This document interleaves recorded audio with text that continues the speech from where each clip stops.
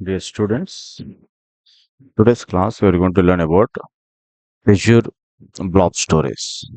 Okay, so this is a service provided by the Microsoft Azure. So we will explore the Azure Blob Storage in today's class. This is skill experiment 11.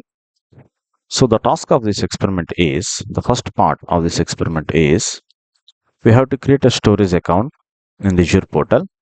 Okay, then we have to upload a file, whether it is an image or a text or whatever the file. We have to upload it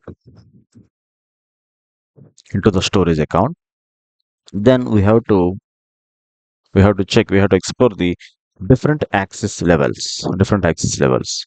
Actually there are three access levels are there. One is private, blob, or container. Okay, this is the first part of this experiment. Let us see first a brief introduction about what is Azure storage services. The definition, if you see, it is a cloud based storage solution provided by the Azure, Microsoft Azure, okay, which allows you to store a large amounts of data, okay, in a secured manner. So whatever the data you are having, you can keep them in the cloud in a secured way. You can access from anywhere. You can access your data from anywhere in the world. Okay, so your data will be protected, secured, protected, and durability means in case of failure also you could able to retrieve the data. And finally performance, you can retrieve the data very quickly. Okay, so these are the main benefits of Azure storage services. There are four types of storage services are there in Azure. One is a blob storage, which is a familiar one. Second one is file, tables, and queues. Blob storage is used to store the normal files like images, Excel files, Word files, okay, videos. So it is going to store a large amount of unstructured data. Okay, so the first category of a storage service is blob storage. Second one is a file. It used to share the file in between the virtual machines, in between the systems. Okay, it is used for file sharing process across different machines. Third one is the tables. It is used to store the structured NoSQL data in the form of key value pairs. Okay. Final one is queue. What are the requests that are coming to any application? We can maintain the several requests in a queue. Okay. For that, the queues storage will be useful. Now, our experiment is mainly concentrate on the blob storage. So we're going to create one blob storage. Before we see what is a blob storage, let me tell you the hierarchy of the storage service in the Azure. So first we need to create a storage account in the Azure. Okay. Then in this storage account, we can have multiple containers. We can have a multiple containers. Once we create a container inside a storage account, in this container we can have a multiple files, whether it is an image, a video, or a Word file, or Excel file, or a PPT, whatever the file you want to store inside the cloud. So for that, you require a storage account initially. Later, we have to create one container. In this container, we can save our files. Okay, file is nothing but a blob. Blob is called nothing but a file. Okay, whatever the file it is.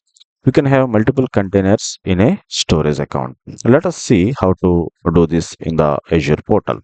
So open the Azure portal, Microsoft Azure portal, search for the storage account. Search for the storage accounts. Click here. Now I'm going to create one storage account. Now click on create. Let's select the values, subscription, and the resource group. We have to create a resource group before you create the storage account. Okay, storage account name, give any of your choice. I am giving KL test SA. SA stands for storage account. So it was taken. Select the region as Central India. Central India. The primary service is blob storage. That is what I will experiment task, right? So I have select. So if you see here, there are different types here: Azure files, the tables, and queues. So four types that we have discussed here that will be visible under the drop down menu. So I have selected Azure Blob Storage.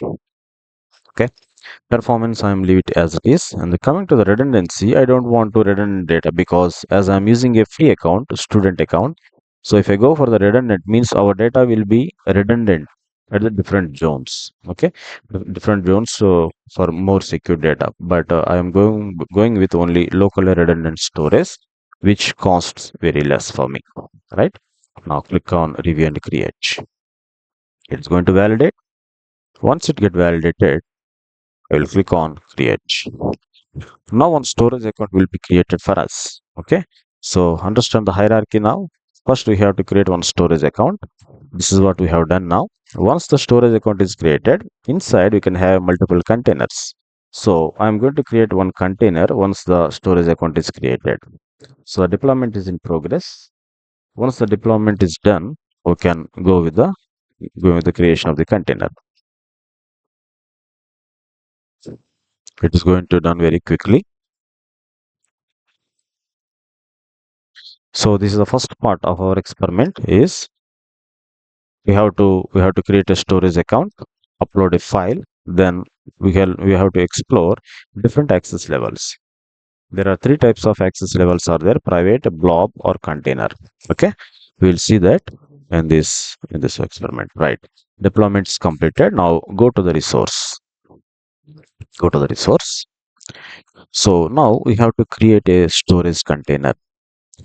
Right. So for that to create a container, click on the containers here. Under the data storage left side, click on the containers, or you can go with the storage browsers.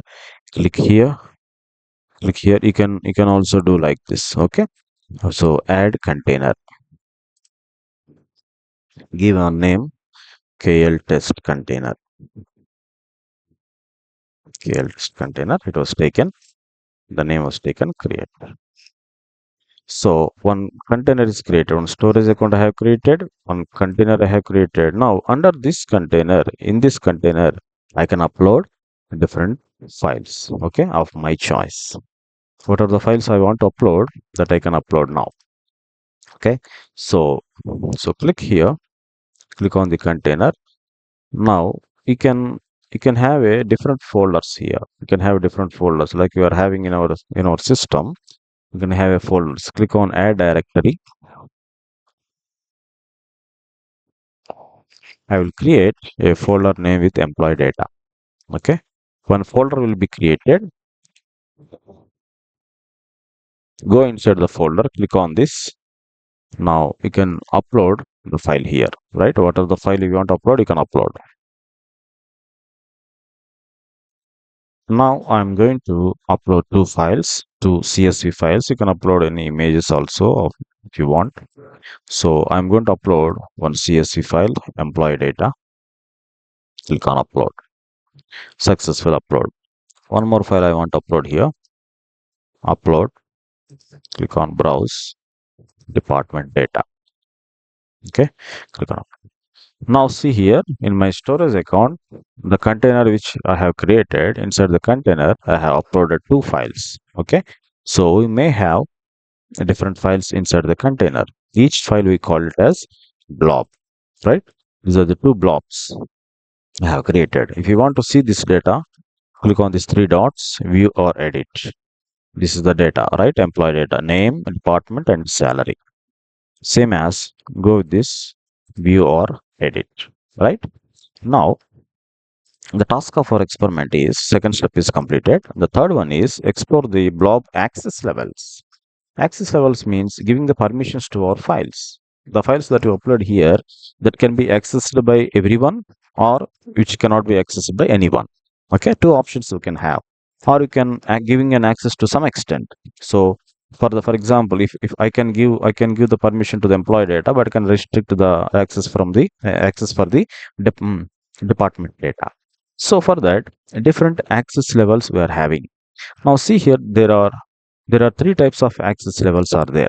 Okay, one is a private access level. This is the default access level, means only the owner of the storage account, means I have created this storage account, I can only access this. If I specify the access level as private, so no other can access except me, because I am the owner of that account. So this will be protected from everyone except me. So the whole storage account will be protected here, right? Next one is blob storage. blob storage means what are the blobs that we have uploaded inside the container. Now, as I have told you that each blob we can give an access. For example, I want to give an access to my Word files, but I want to restrict these two files. But I want to give an access to the Excel files, but I want to restrict these two files. So blob wise, I can give an access. So if I specify an access level as blob, okay, so blobs inside the container can be accessed, but the whole container can be restricted, right? The third one is a container, means we can give access to the whole container. When I specify the access level at the container, whatever the blobs that are inside it can be accessed publicly. Okay, this is the main thing. First one is the private, which is protected the whole storage account from others. Second one is at the level of blobs. I can give an access to the individual level. Third one is container level. Okay, these are the three levels of access. Access are there: private, blob, and the container. Right? Private, blob, and the container.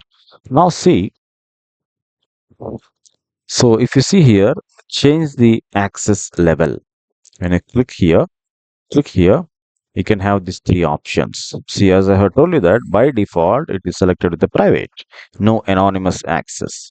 So when it is specified with the private, except me, no others can change it. For example, for example, click here and copy this URL. The blob which I have uploaded here, I want to copy this URL. If I try to access this, see, public access is not permitted on this storage account. Public access is not permitted on this storage account space. It is restricting from me from accessing this file. Okay. The same thing will be happen to this department data also. You can check. Now, if you want to change this, I want to change this blob anonymous blob level. It is saying this anonymous access to the content is being blocked, means I have to enable this blob access level somewhere. Okay, so for that go to the settings, go to the configuration, left hand side menu, go to the settings, click on the configuration. Now see here, allow blob anonymous access should be enabled. Okay, so you have to do this. In order to access the blob, you have to do this in the under the settings configuration. Allow blob anonymous settings. Click on enable, click on save. If it gets saved, that is no problem. Otherwise, we have to do it for the second time successfully.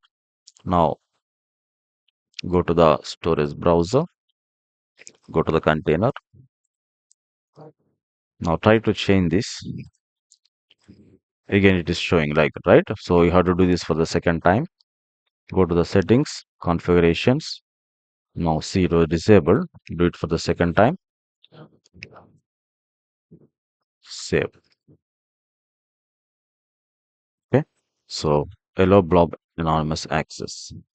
Now go to the containers. KL test container. Change the access level. So yeah, change the access level. Go to the blob. Blob within the container can be read by anonymous request. Click on OK. Successfully changed access level for containers. Right now, this time I'm going to copy the URL again. Okay, it is not coming here. Don't worry. Go to the storage browser. Go to the storage browser. Click on the containers. Click on the container again. Now click here. Copy the URL. Now this time I have given access to the blob level, right? Paste it and see now the employee data is downloaded, right? Same you can do for the department data also. Copy URL and paste here. Click enter. Department data also downloaded, right? See, like this, I can change this access level. You can click here again. Now you can click on the container, click on OK. The whole container means whatever the files that are inside the container, container can be listed here, right? What are the containers, what are the blobs that are having here, that can be listed here, right? So these are so these are the three access levels. Okay, so one is a private, one is blob, second one is blob, and the third one is a container. Whole container can be accessed instead of individual blobs, right? So this is what our first task, first sub part of this experiment, right?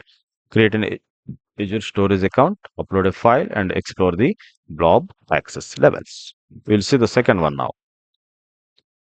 Second one, mainly concentrating on blob versioning and soft delete features. We have to explore blob versioning and soft delete features. What is a blob versioning? Let us see now.